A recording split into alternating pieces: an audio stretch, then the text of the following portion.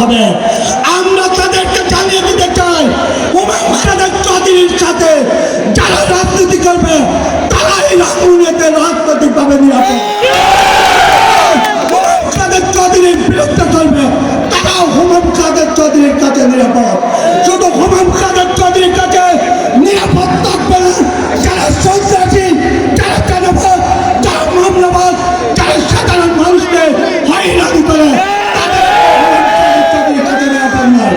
আমরা চাই ছাত্রদল, যুবদল, বিএনপি আমরা সাধারণ মানুষের পাশে থাকবো।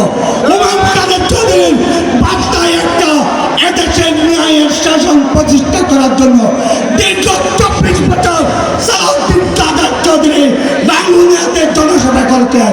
যে সভা সালাউদ্দিন কাদের চৌধুরী কোনোদিন কোন আওয়ামী লীগের নেতাদের বিরুদ্ধে মিথ্যা মামলা দেন, কোন আওয়ামী লীগ গার্ড ছেড়ে যেতে হয় না।